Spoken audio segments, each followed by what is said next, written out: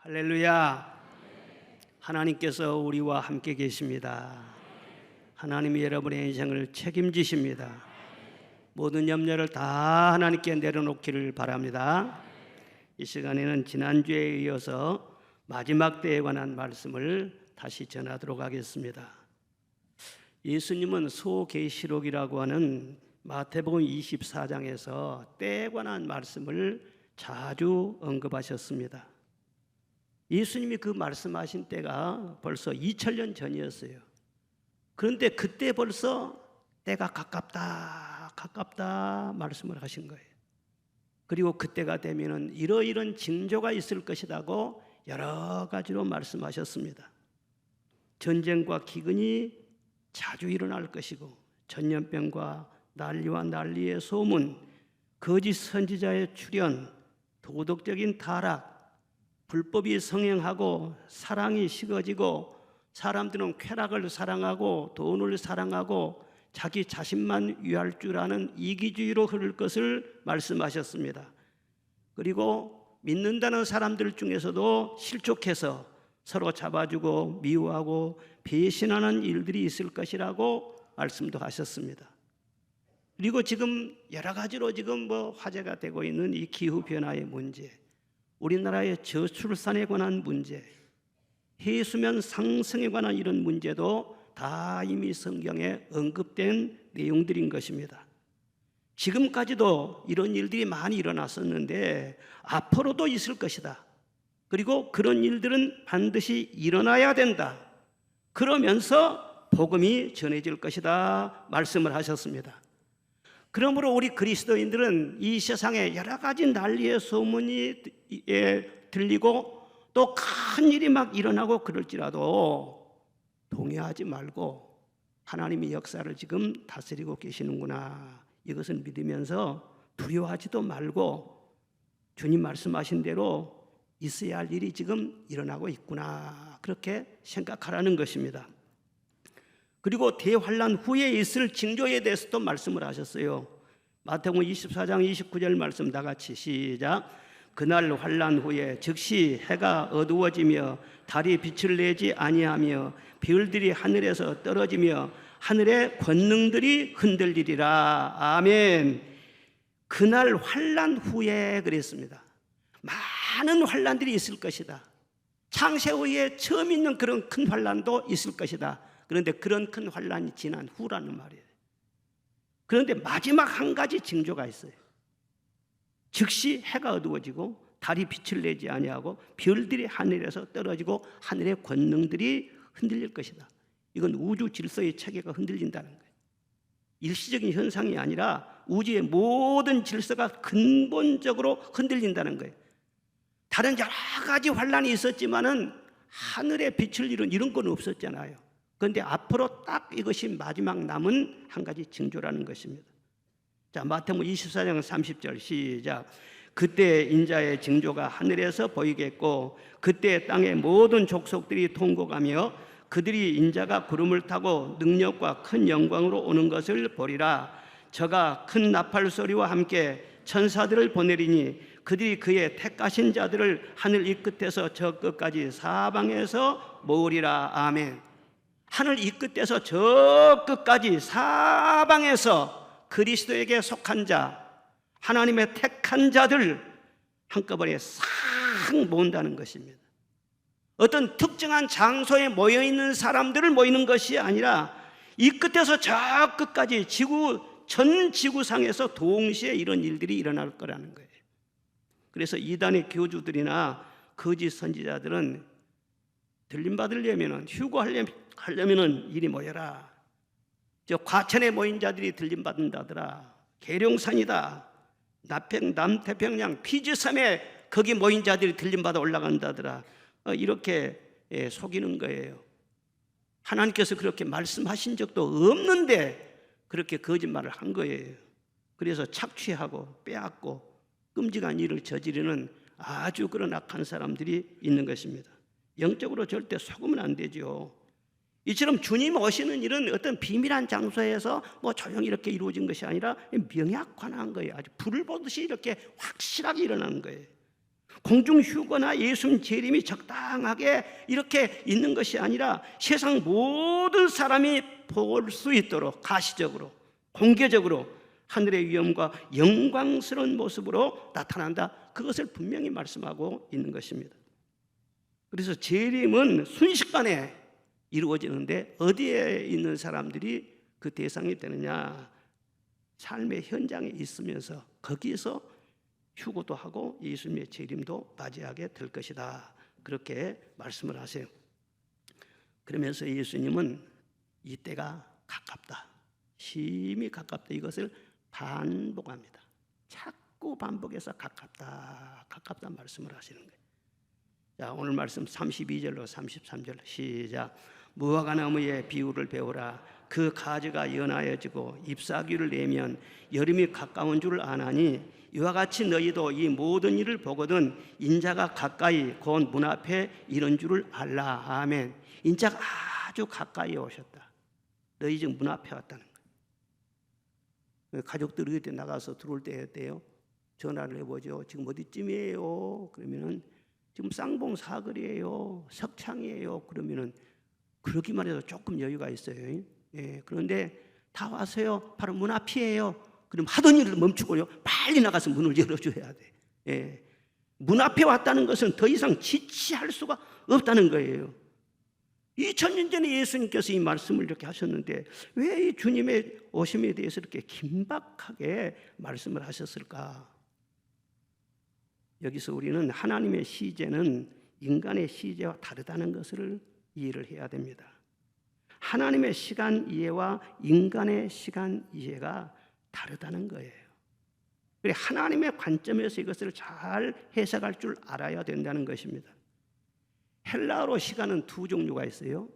크로노스와 카이로스, 이렇게 두 단어가 있습니다.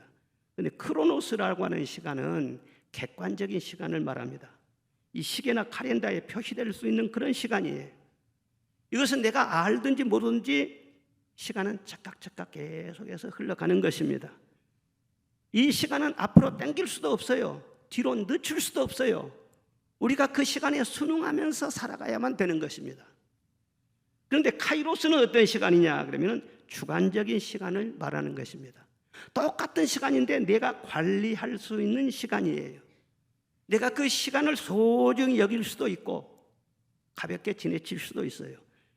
시간을 잘 활용하면 알찬 시간이 될 수도 있고 헛되이 보내버릴 수도 있어요. 똑같은 10년을 살았는데 어떤 사람은 10년 안에 엄청난 일을 이루어요. 어떤 사람은요 오히려 더 망가져버릴 수도 있는 거예요. 이거 주관적인 시간, 이게 카이로스예요. 하나님의 시간은 어떤 시간이냐? 바로 이 카이로스를 말하는 것입니다. 하나님은 시간에 순응하시는 분이 아니에요. 시간을 주관하시는 분이십니다. 하나님은 시간의 통제를 받으시는 분이 아니시라는 것입니다. 그래서 하나님은 영원하시기 때문에 항상 현재예요. 시간 속에 있지 아니하고 영원 속에 있기 때문에 항상 하나님께는 현재예요. 그러니까 하나님에게는 내일이 없어요. 항상 현재가 있는 거예요. 지금 이 순간. 그리고 모든 시간이 다 하나님의 주권 하에 있어요. 땡길 수도 있고 뒤로 미룰 수도 있고. 그래서 하루를 천년같이, 천년을 하루같이 그렇게 말씀하시는 것입니다.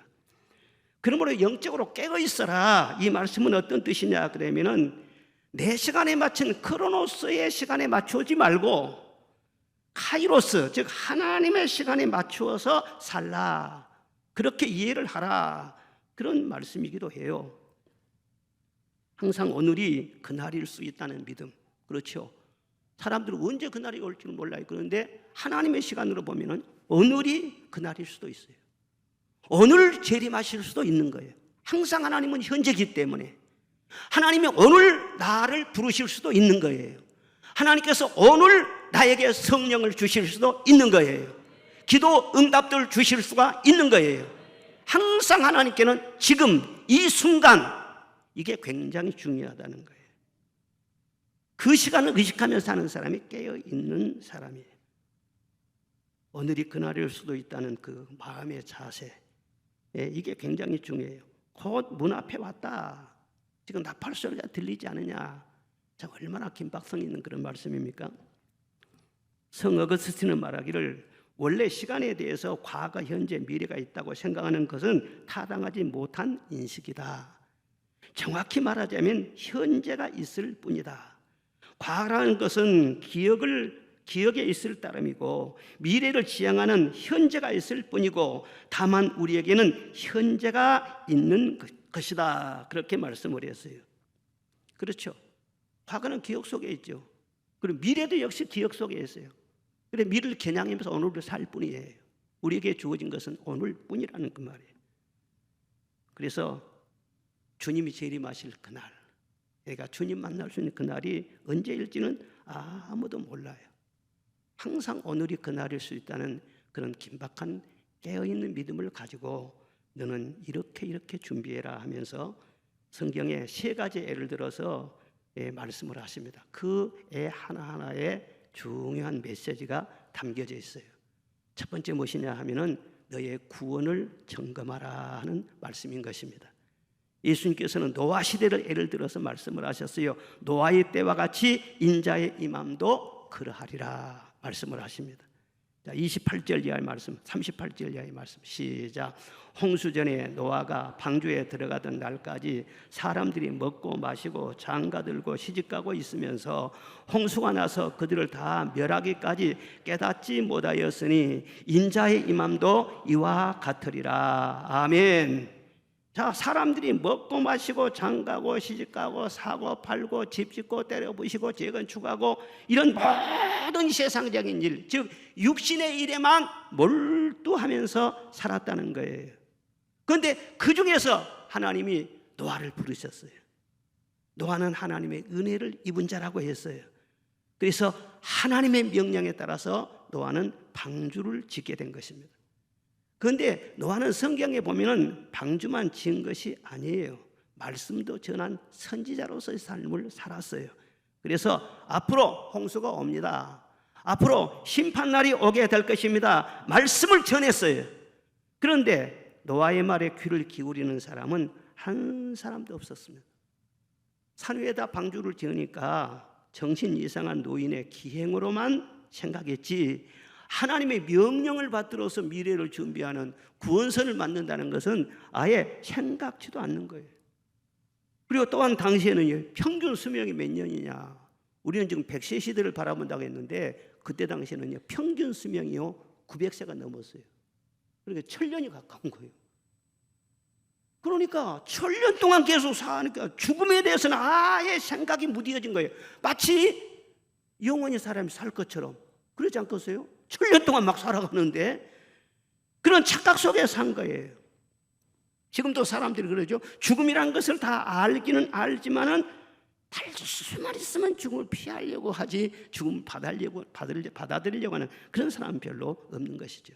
그런데 성경을 분명히 우리가 알아야 돼요. 히브리서 9장 27절 시작. 한 번 죽는 것은 사람에게 정한 것이요 그 이후에는 심판이 있으리라. 아멘. 이건 모든 사람에게 정한 것이 예외가 없다는 거예요. 한 번 죽는 것은 모든 사람에게 똑같이 임한다는 거예요. 내일 일을 너희가 알지 못하는도다. 너희 생명이 무엇이뇨? 너희는 잠깐 보이다 없어지는 안개니라. 그렇게 말씀을 하세요. 시편 39편 시작. 주께서 나의 날을 손 넓이만큼 되게 하시매 나의 일생이 주의 앞에는 없는 것 같사오니 사람마다 그 든든한 선때도 진실로 허사뿐이니이다. 아멘. 한때는 건강하고 한때는 왕성하게 활동도 하고 한때는 든든해서 인생이 잘 나갔어요. 그런데 나의 날이 지금 한 뼘밖에 안 남았어. 이렇게 세월이 다 지나가면서 보니까는요, 참 허사였구나. 인생 참 허무하구나. 그런 생각이 든다는 것을 고백하고 있는 것입니다.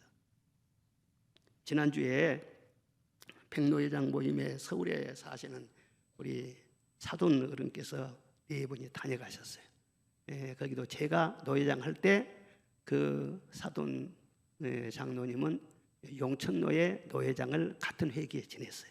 그래서 이번에 같이 내려오셨는데 이제 여러 가지 대화를 하면서 그 권사님이 뭐라고 하시냐 그러면은 장로님이 아침에 언제나 출근하시는데 출근할 때마다 좀 몸이 쾌활하든지 그렇지 못하든지 마음이 좀 편하든지 또 그렇지 못하든지 간에 꼭 엘리베이터까지 나간대. 엘리베이터 나가서 잘 다녀오시라고 이렇게 배웅하면서 인사를 드린다는 거예요. 그러면서 뭐라고 또 해석을 하냐 그러면은, 목사님 그렇지 않아요. 오늘 저녁에 못 돌아오실 수도 있잖아요. 오늘 가시고 마지막 보는 순간일 수도 있잖아요. 그래 항상 나는 그런 마음을 가지고 가서 다 이렇게 인사를 드린다는 거예요. 그래서는 그 말씀도 참 옳은 말씀이구나 그런 생각을 했어요. 그리고 사람들은 여자 나이는 묻지도 말고 말하지도 말고 그러라고 그러는데, 지금 그 권사님이 70이 간 넘으셨어요. 그래서 내 나이 70 뭐 이렇게 얼굴은요 그냥 50대밖에 안 돼요. 그런데 나이는 몇이에요? 70이야. 이러면은 그냥 막 쪽팔리고 그냥 쑥스럽고 그런다는데, 목사님 나는 절대 그렇게 생각하지 않습니다. 70살이면은 예수님보다 갑절이나 더 살았잖아요. 30대에 세상 떠난 사람도 있고 40대에 세상 떠난 사람도 있고 70까지 못 사는 사람들이 얼마나 많은데, 나는 내 나이가 너무너무 자랑스러워요. 그래서 누구였는지 나이에 대해서 말하면은 자랑스럽게 내가 말을 합니다. 그러면서 하루하루가 나는 너무나도 새롭고 너무너무 감사합니다. 영적으로 얼마나 깨어있는 분입니까? 그분이 우리 사동 권사님이라니까. 그래서 제가 은혜를 많이 받았어요. 모든 육체는 풀과 같고 그 모든 영광이 풀의 꽃과 같다 그렇게 말씀했잖아요. 예수님은요 한 생명이 천하보다 귀하다고 하셨어요. 물론 육신의 생명도 생명 소중하지만은요 하나님의 형상대로 지음받은 영적인 존재잖아요. 영혼을 우리에게 주셨잖아요. 그래서 그 영혼의 생명은요 풀의 꽃과 같이 시들다 말라버린 생명이 아니에요. 영원히 하나님처럼 존재해요. 천국에 가든지 지옥에 가든지 영혼은 절대로 없어지잖아요. 영원히 존재하는 거예요. 그런데 주님 오실 날이 굉장히 임박했잖아요. 문 앞에 바로 왔다 했잖아요. 그럼 우리가 뭘 점검해야 되겠어요? 과연 내가 그때 주님 만날 수 있는 준비가 돼 있는지, 과연 내 영혼은 안전한지, 그것을 확인하고 점검해야 할 필요가 있는 거예요. 만약에 구원받을 확신이 없다, 이게 흔들리고 희미하다, 그런다고 하면 이건 심각한 문제 아니에요. 이 세상 무슨 건강의 문제도 있고 사업의 문제도 있고 결혼 연애에 관한 문제도 있고 다 그러지만, 그보다 진짜로 심각한 문제가 그거 아니에요? 오늘이 그날 수도 있다는데, 주님이 문 밖에 바로 앞에 와 계신다는데, 주님 부르실 때 과연 내가 주님 앞에 내가 설 수 있을까? 구원받을 수 있을까? 이 문제를 해결하지 않고 다른 문제에 분주하는 것은 내 영혼에 대한 그 무책임인 것이죠. 이 구원의 확신 문제가 우리 인생의 가장 우선순위가 되어야 오는 거 아니겠어요? 이 문제는 천국 가는 길이기도 하지만은 이 세상의 삶과도 직결되는 그런 문제인 것입니다. 세상 끝날에는 사람들이 어쩐다겠어요? 불법이 성행하고 사랑이 식어지고, 그러니까 갈수록 사람들이 살기가 힘들어진다는 거예요. 실족하고 미워하고 잡아주고 배신하고 떠나는 이런 일들이 많다는 거예요. 영적으로도 그러고 우리 주변의 가족들 중에서도 그러고 여러 가지 아픈 일들이 많이 있어요. 그런데 내가 구원의 확신이 있어요. 예수님 내 안에 분명히 계세요. 그럼 나 혼자 그런 일을 당하는 것이 아닙니다. 예수님이 함께 당하시는 것입니다. 주가 함께 당하시면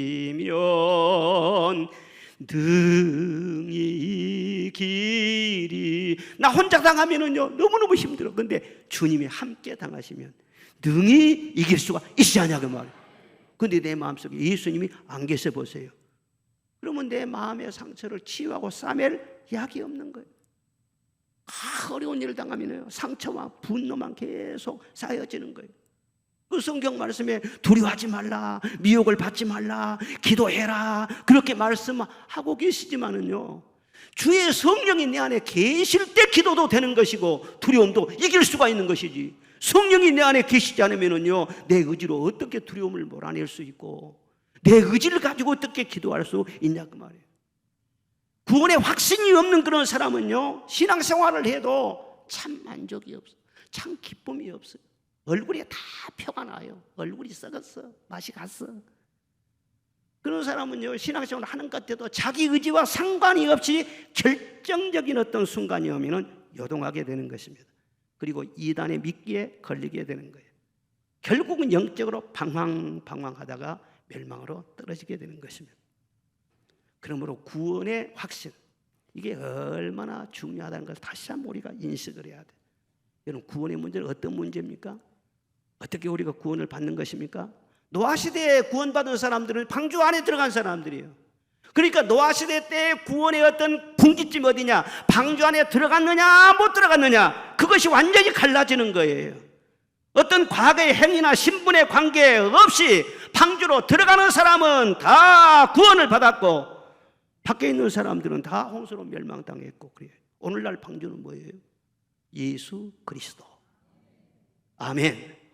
예수님을 내 마음속에 영접하고 주님의 몸된 교회 안에 거하면서 하나님의 사랑을 받고 하나님을 섬기는 이것이 바로 구원의 길인 것을 믿으시기를 바랍니다. 예수님의 다른 길은 없습니다. 내 안에 예수님이 계신가를 늘 점검해야 된다, 그 말인 것입니다.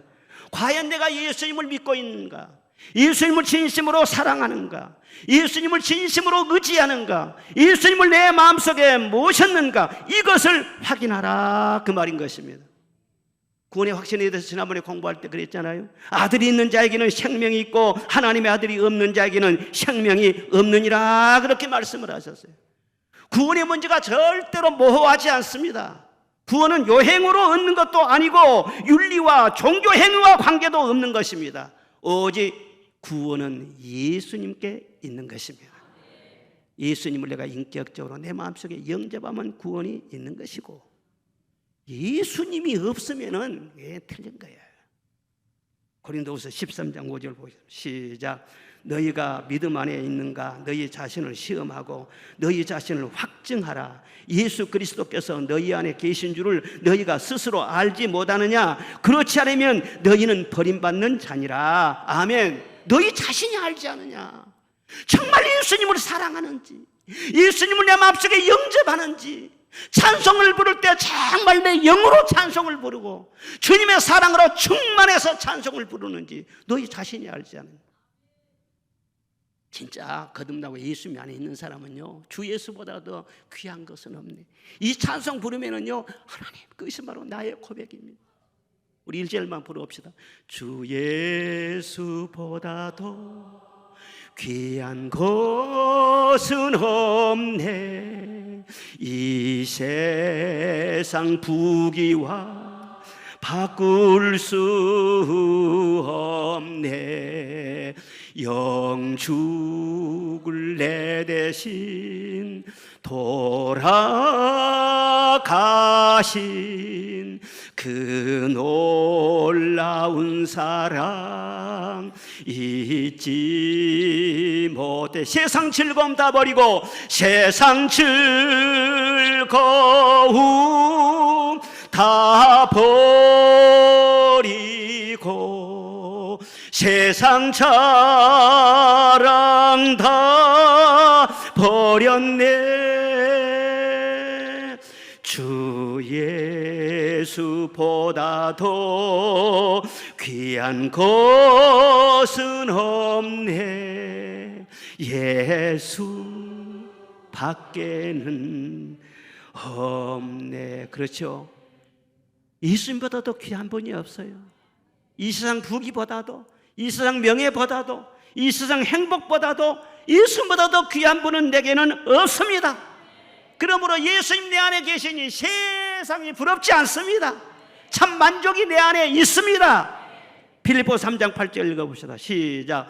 또한 모든 것을 희로 여김은 내 주 그리스도 예수를 아는 지식이 가장 고상하기 때문이라. 내가 그를 위하여 모든 것을 잃어버리고 배설물로 여김은 그리스도를 얻고. 아멘.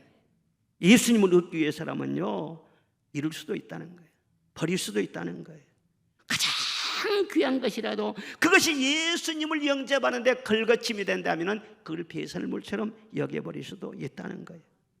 예수님 때문에 욕도 먹고 손해도 보고, 그것이 예수님 위한 길이라면 욕 먹으면서도 행복하고 그 속에 예수님이 계시기 때문에 그런 현상이 일어나는 것이죠. 여러분 안에 예수님이 계시면 감사하시기를 바랍니다. 그리고 예수님을 꼭 붙잡으시기를 바랍니다. 여러분의 힘으로 산 것이 아니에요. 세상 누구의 덕을 보며 사는 것이 아니에요. 그 예수님의 은혜로 사는 거예요. 예수님이 여러분의 미래를 책임지실 거예요. 두 번째로는 영적으로 건강한가를 점검하라 그 말이에요. 영적 건강을 점검하라 그 말이에요. 무슨 말씀이냐? 자, 오늘 40절 41절 시작. 그때 두 사람이 밭에 있음에 한 사람은 데려감을 당하고 한 사람은 버려둠을 당할 것이요, 두 여자가 맷돌질을 하고 있는데 한 사람은 데려감을 당하고 한 사람은 버려둠을 당할 것이니라. 아멘. 그 예수님 만나는 얘기를 하면서 맷돌질을 하고 밭에서 김을 매는 이걸 얘기를 하세요. 이것은 일상생활이잖아요. 그러니까 때가 가깝다고 한다고 해서 뭐 일상생활을 막 벗어나서 삶의 현장이나 직장생활이나 가정생활 이걸 막 벗어나서 막 그대로 가야 되고 막 요동하고 이런 게 아니라는 거예요. 김을 매다가 들림받았지 않냐. 예. 같은 맷돌을 돌리다 거기서 들림받았지 않느냐. 그러니까 삶의 현장, 일상을 소중하게 여기라는 거예요. 특정한 장소가 없어요. 출근하다가 주님 만날 수도 있고, 근무하다가 휴거될 수도 있고, 운전하다가 장사하다가 학생을 공부하다가 집안일을 보다가 주부는 장 보러 가다가 그 생활 현장에서 그때가 딱 되면은 6시간에 휴거될 수도 있다는 거예요. 자, 그런데 두 사람이 같이 있었어요. 그런데 한 사람은 들림받아 올라가고 한 사람은 버림당했어요. 여기서 쫙 갈라졌어요. 똑같이 같이 일했는데 한 장소에서 왜 어떤 사람은 들림받고 어떤 사람은 버림을 당했느냐 그 말이에요. 한 사람은 열심히 일을 하고 한 사람은 좀 게을렀을까? 한 사람은 일을 좀 잘하고 한 사람은 일이 좀 서툴렀을까? 거기에서 구분이 됐을까? 그게 아니라는 거예요. 우리가 여기에서 말씀하신 이 주님의 말씀을 깊이 이해를 해야 돼요.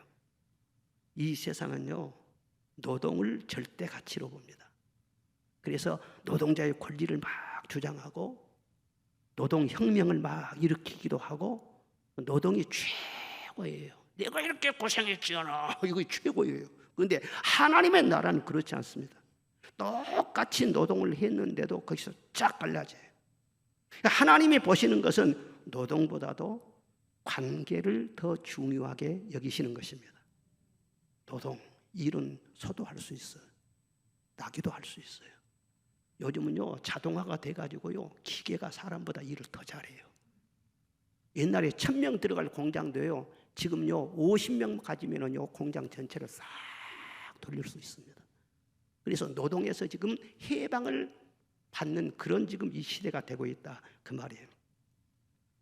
그런데 똑같은 환경에서 같이 노동을 했다고 할지라도 어떤 생각을 하느냐, 하나님과 어떤 관계를 맺고 있느냐, 이 관계가 훨씬 더 중요하다 그 말이에요. 자, 이스라엘 백성들이 광야에서 만나를 거두고 그 만나를 요리해 먹으려면 맷돌질도 하고 절구에 넣어서 찢기도 하고 요리하고 그런 것도 다 노동이잖아요. 그런데 똑같이 광야에서 그렇게 살았어요.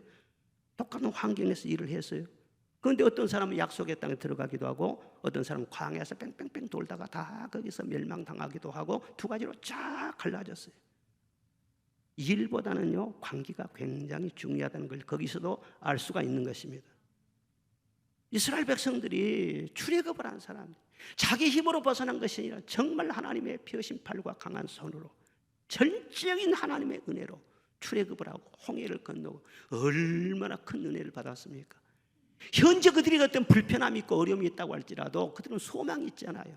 자유인이잖아요. 그래서 가나안 땅에 들어갈 소망이 있기 때문에 현재의 어떤 불편도 참고 잘 기다리고 그리고 과거의 큰 하나님의 은혜를 되새기면서 감사하고 그렇게 살았어야 되지 않겠어요? 기분이 좀 좋으나 안 좋으나 일이 잘 되거나 일이 좀 어렵거나 너무 큰 은혜를 받았기 때문에 너무 하나님으로부터 큰 구원의 은혜를 경험했기 때문에 그 큰 것을 인해서 감사하며 살아야 하지 않겠어요? 그런데 똑같이 맷돌 열심히 갈면서도 한 사람은요 그 구원의 은혜를 생각하며 감사하면서 그렇게 노래를 부르면서 맷돌 돌리고 한 사람은요 에이 하고장창 날마다 이런 맷돌질을 언제까지 내가 이걸 해야 되나 뭐 이런 식으로 생각할 수 있을 것이고, 같이 김을 메고 있는데 한 사람은요 찬송합시다 노래 부르면서 김을 메는 사람이 있을 거고, 한 사람은요 아이고 내가 이게 무슨 팔자냐 날마다 이게 김 메고 이게, 그렇게 또 인상 쓰고 그럴 수도 있을 것이고, 똑같은 직장에서 일을 하고 같이 퇴근하고 다 이렇게 하면서도 어떤 사람은요 나를 구원해 주신 그 큰 구원에 대해서 감사하면서 하루하루를 사는 사람이 있고, 어떤 사람은 그 불평하고 현실만 보고 말이죠 다른 사람과 비교의식에 빠져있고 열등감에 빠져있고 그럴 수가 있다는 거예요. 그런데 광야에서와 같이 하나님 앞에 늘 관계를 맺으면서 감사하고 옆에 사람들을 사랑하고 헤아리고, 이런 사람은 영적으로 건강한 사람이에요. 그 사람들이 순식간에 싹 들림받아 올라갔다는 거예요. 그런데 막 그냥 열심히 그냥 소나 말처럼 말이죠 맷돌질만 해서 하나님과 관계가 전혀 없으니까 그 사람들은 탈락된 것이죠. 암 검사를 하려면 조직을 일부 떼내가지고 그걸 다 검사를 하잖아요. 그런데 우리 영적 건강은 어떻게 하는가? 다른 거 아닙니다. 감사로 하는 것입니다. 그래 하나님께서는 가끔 우리에게 영적 이 검진을 하세요. 네가 지금 범사에 감사하며 사느냐? 너 이럴 때도 감사하냐? 때로는 좋은 일도 만나게 해보시고 또 시험도 만나게 해보시고, 그러면서 범사에 감사하는가 하는 것을 검진하는 거예요. 그리고 이럴 때도 감사하냐? 그럼에도 불구하고 감사하냐? 어려운 일도 겪어보게 하시는 거예요. 그런데 그런 가운데서도요 다 하나님께 감사하잖아요. 시련 속에서 다 감사하잖아요. 그러면 하나님께서요 아 참 내 믿음이 크구나. 감사 지수가 높은 사람은 영적으로 아주 건강한 사람이. 그래서 들림받아 올라가는 건 뭐예요? 나중에 이제 휴거 때 확 들림받아 올라가지만은요, 여기서 들림받아 올라가는 것은 우리 수준을 높여준다는 그런 뜻도 되는 거예요. 기쁨의 수준도 높여주시고 건강의 수준도 높여주시고 생활 수준도 높여주시고 지혜의 수준도 높여주시고 아멘한 사람들만 높여주시고 수준을 높여주신다는 거예요. 늘 감사하지 못하는 사람, 왜 감사하지 못하느냐?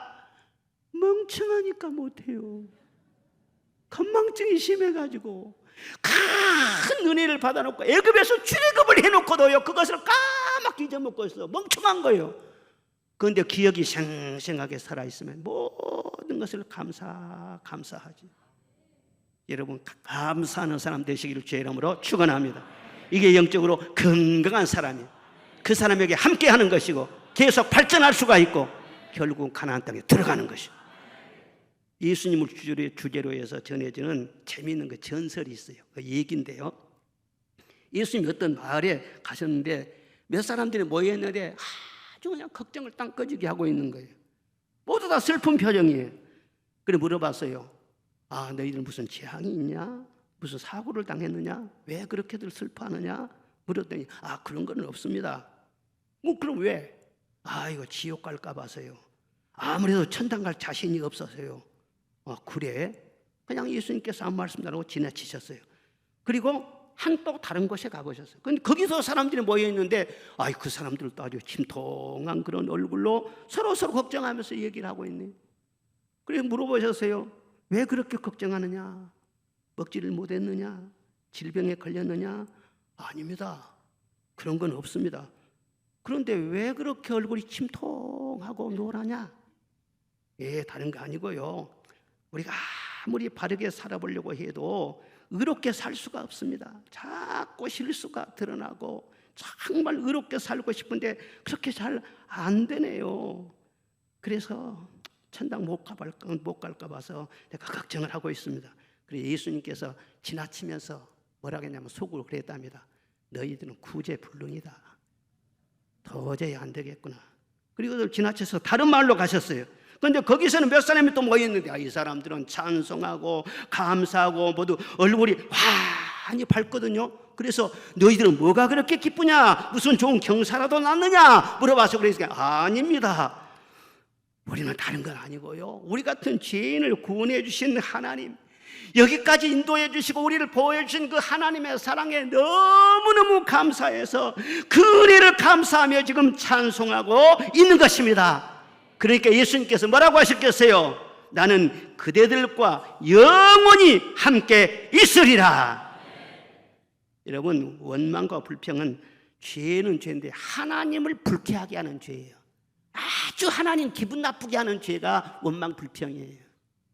여러분, 교회에서 열심히 봉사하면서도 원망불평할 수가 있는데 그런 분들은 절대 봉사하면 안 됩니다.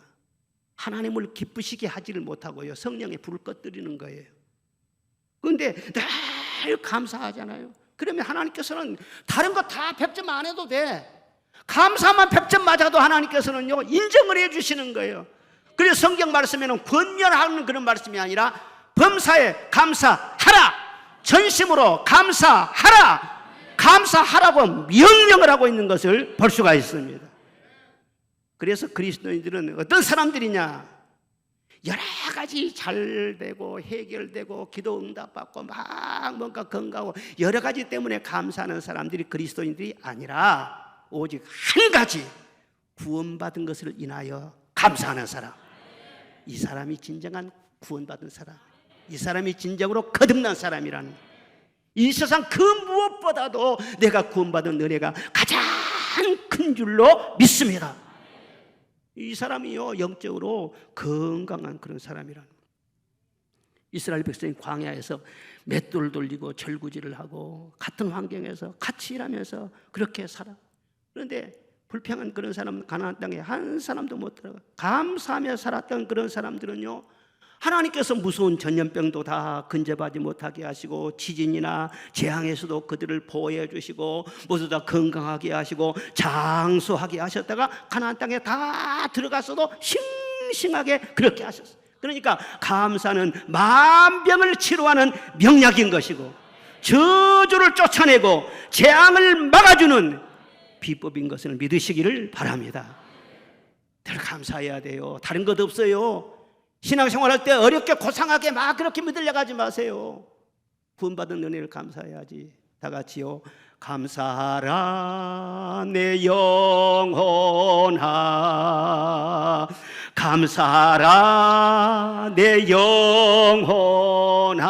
영혼아, 내 속에 있는 것들아 다 감사하라. 할렐루야. 조화에는 향기가 없어요. 생화에는 반드시 향기가 있어요. 살아있는 믿음의 사람은 감사의 향기가 있어요. 그런 사람은 오늘 밤에 주님이 재림하신다고 할지라도 전혀 걱정할 것 없습니다. 영광 중에 들림마다 올라가게 될 줄로 믿습니다. 마지막 세 번째로는 주님을 기다리고 있는가 점검하라는 거예요. 주님을 과연 내가 기다리고 있는가, 그걸 점검해 보라는 거예요. 자, 45절로 47절 6절 시작. 충성되고 지혜 있는 종이 되어 주인에게 그 집 사람들을 맡아 때를 따라 양식을 나눠줄 자가 누구냐? 주인이 올 때 그 종이 이렇게 하는 것을 보면 그 종이 복이 있으리로다. 내가 진실로 너희에게 이르노니 주인이 그의 모든 소유를 그에게 맡기리라. 아멘.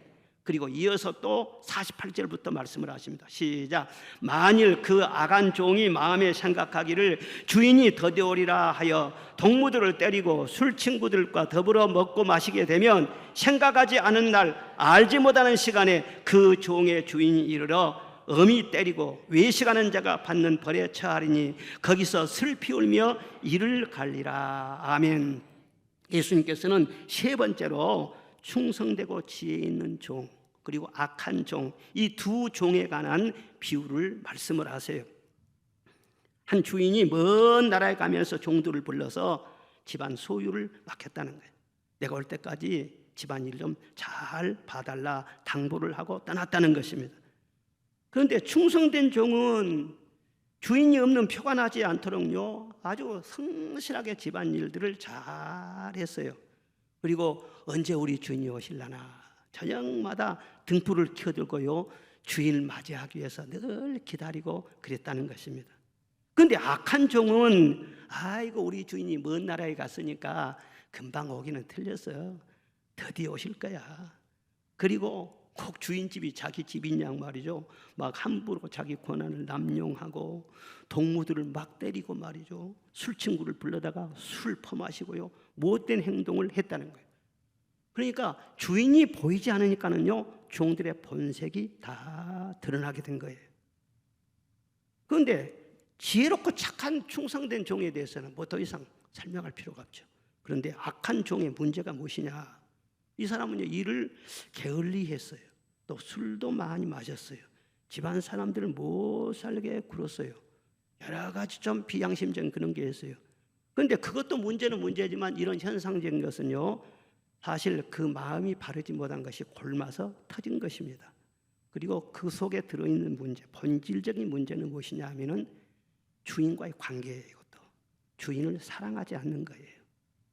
믿고 맡겨줬는데 주인에 대한 의리도 없어요. 주인에 대한 충성도 없어요. 그리고 주인이 더디 올 거야 그렇게 한마디 했지만은요, 주인에 대한 사랑이 없으니까 기다리지도 않아요. 아이고 차라리 안 오면 좋겠어. 안 올 거야. 안 오기를 바라는 거야. 그런 심보를 갖고 있는 거예요. 주인에 대한 사랑이 없고 주인을 위하는 것이 아니라 나만 위해서 자기의 육체의 어떤 정욕을 취하려고 하는 그것이 그대로 남아있어요. 이것이 바로 그 모든 생활 속에서 다 터져나가는 것이죠. 사랑하는 여러분, 우리가 다 그리스도인들이에요. 우리는 다 주님의 신부들이에요. 그런데 주님을 믿는다 해도 두 가지 종처럼 두 가지로 갈려진다는 거예요. 진정으로 주님을 사랑하는 사람이 있어요. 주님만 부르면 눈물이 날 정도로 주님 사랑해요. 누구보다도 주님을 사랑해요. 주님밖에는 없어. 그런데 또 어떤 사람은요, 나를 위해 주님보다는, 그래서 나를 위해서 주님이 필요해. 그래서 주님을 이용하는 그런 사람.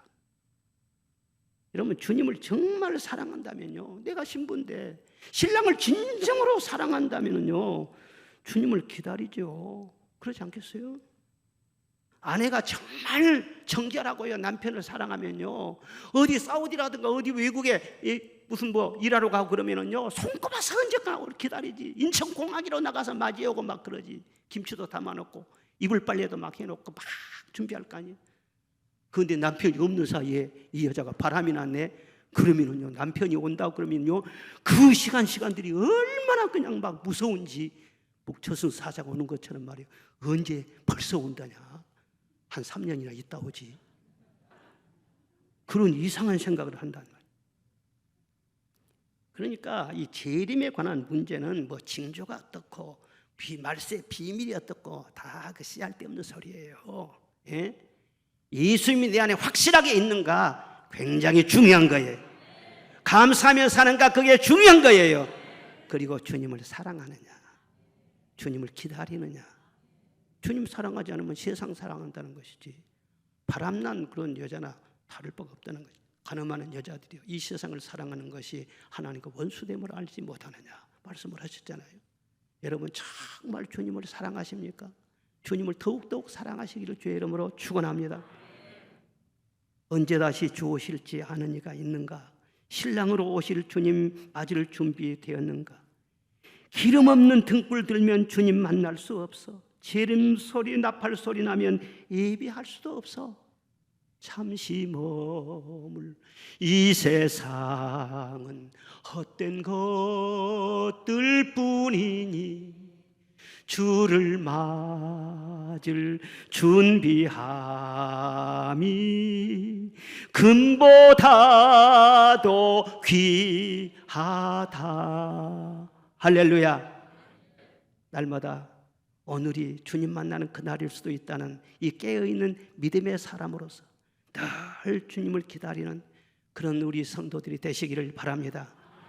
이 순수한 믿음이 오히려 세상을 이기는 능력도 되는 것입니다. 이 주님을 사랑하는 이 사랑이 오늘의 나를 복되게 하고 올해의 나를 승리로 이끌 수 있다는 것을 믿으시기를 바랍니다. 미국에 솔맨이라고 하는 유명한 화가가 있었습니다. 결혼하고 얼마 안 된 젊은 나이에 그는 중병에 걸리게 됩니다.